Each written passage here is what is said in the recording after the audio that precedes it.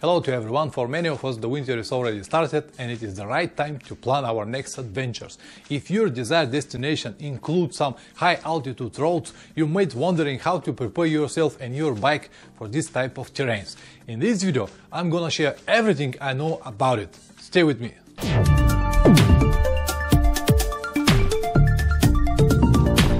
Welcome back, guys. If you're here for the first time, you might be wondering, who are you? Why should I trust you? Well, it's a good question. You shouldn't. Who I am? No one. I'm an ordinary guy, motorcycle rider like 99% of you. You shouldn't trust anyone before you check everything by yourself.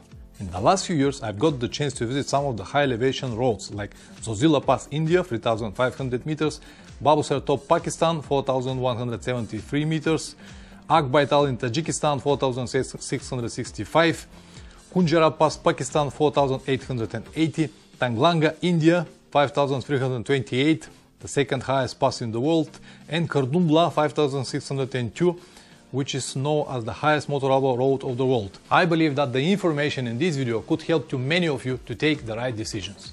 There are many questions to be answered, but I will split the video to three main questions. The first one is going to be, how difficult is to ride motorcycle on high altitude? Well, the question is very simple, but the answer is a bit complicated. It could be very easy, but also could be very difficult or almost impossible for many of you. It really depends from your health at the moment and the time you're going to give yourself to acclimatize.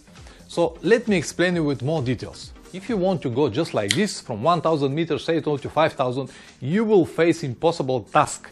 It doesn't matter how tough guy you are and what kind of biceps you've got or how many push-ups you can make. It doesn't really matter, because if you've never been to such an altitude, your body don't know how to react.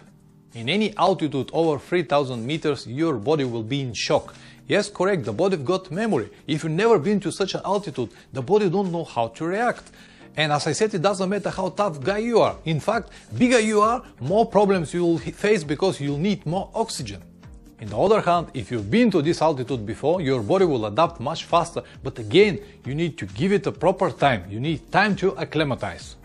With few words, you need more time. I know that in most of the cases we're on rush. We have no time to spend day 2 or 3 on every destination. We need to complete the trip. We have to come back home, our family waiting for us and stuff like that. But guys, it's not a joke. You need that time if you want to have a trouble-free trip. In fact, even if you spend day or 2 extra, you will complete the trip much faster because you will be in good health and you will be in condition to continue day after day.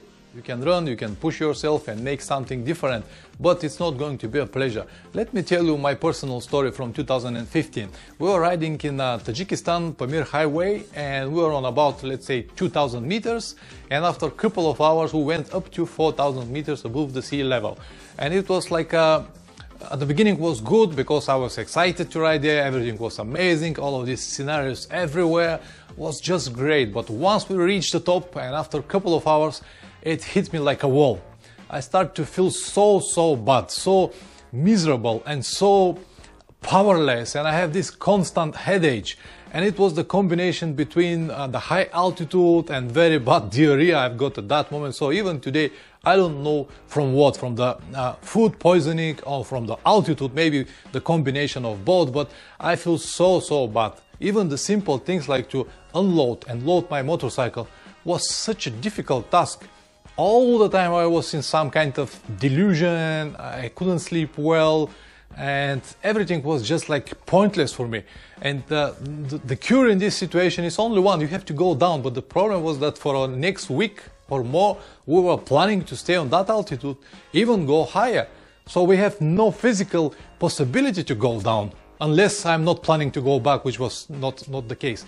So instead of really enjoying the trip, I enjoyed somehow, because the only moment when I was feeling well was when I was riding. But instead of having much better experience, I did it the hard way.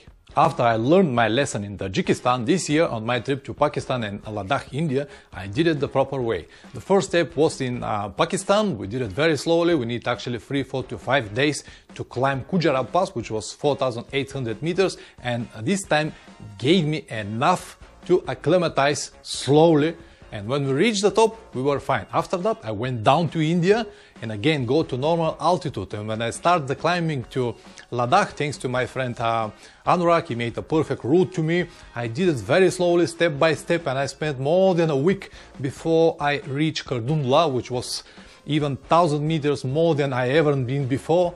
But even so, I was feeling good and I really enjoyed every single moment. Many people made the mistake to fly to Delhi, from Delhi go to Manali, and from Manali go straight on to Leh. And Leh is already 3,500 meters, and from the first day they don't feel so bad. And they make it even worse. Instead of spending a couple of days in Leh to acclimatize, they start to go straight on to Kardumla, which is 5,600 or 700 meters, and they feel absolutely smashed. I did it the other way around to Srinagar very slowly. Day after day, I spent more than a week just to get there. But once I get there, everything was just perfect. Another one story, just to confirm that the high altitude is not a joke. It's when I was in Leh, I met two Bulgarian guys. They actually helped me with my permit to Kardumla. It's a different story, you're gonna see it later in the detailed videos. But anyway, they are mountain bikers. They've got a lot of experience riding bicycles on the high altitude. But actually, when they came to Leh, they were three guys. The third one never been to high altitude. So they arrived in Leh, and the first two guys, they were fine because they were been to this altitude before. The third guy never been to more than 2,000 meters and he felt so bad. Actually, after 2 days, he decided to fly back home and cancel the whole trip. So this is not a joke. You have to prepare yourself or you have to go down. No exceptions. Question number 2. Is there any risk? The simple answer is yes. Each one of you have to be very serious when you plan such a trip.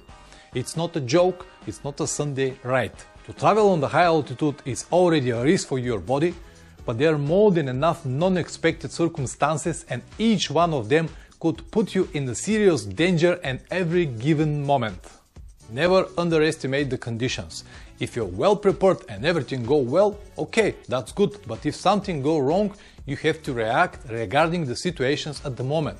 The preparation is the key of success. I told you this many times. Even the fact that you're already watching this video is the first necessary step, and I'm very serious about it. Even the simple things like a flat tire or breakdown situation could become a real problem if you cannot fix it. By the way, I've got a flat tire on 5,000 meters and I can confirm that. And luckily, I was able to get out of the situation, but it was just a good example that everything is possible to happen. When I get back to Delhi, my friend Anurag actually encouraged me to record this, to explain the whole situation. So we actually did it with his telephone at his home. We record a video about the whole situation, what happened and how we reacted, me and he.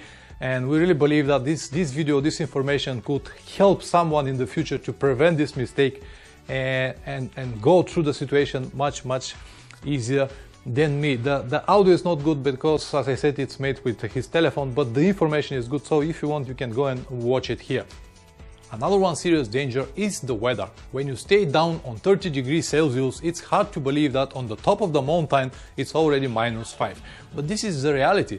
The weather over there is changed very fast and you never know how much time you have to spend there. You have to have the proper clothes or you will freeze to death, because you might need to stay just 30 minutes, but if something goes wrong, you might need to spend hours, even days there. So you have to be prepared if you want to survive.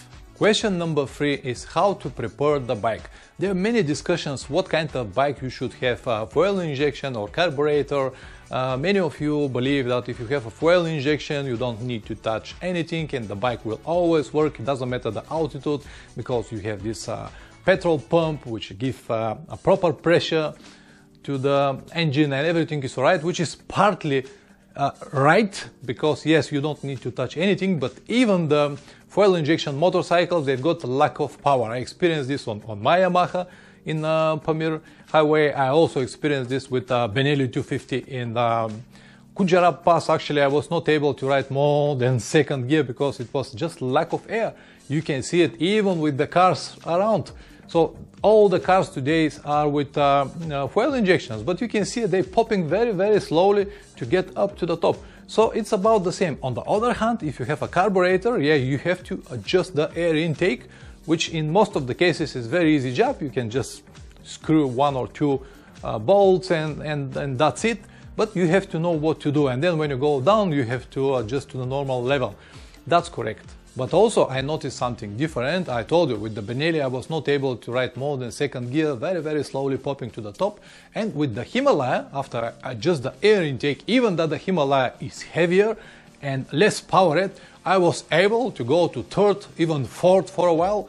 So it's all about the matter of adjustments. And if you ask yourself why the Dakar bikes still use carburetors, it's because when you have a carburetor you can adjust it properly for the altitude you need. With the fuel injection you can't do anything. Yes, but it's right, you also don't need to touch anything. It will bring you to the top, but not exactly with the power and the acceleration you need.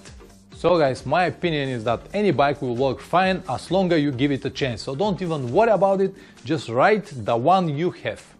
After all of that is being said, now I'm gonna give you 6 very important advices. I really hope that you'll remember it. Number 1, never go alone. If you have to do it, just make sure that at least one person knows your location all the time.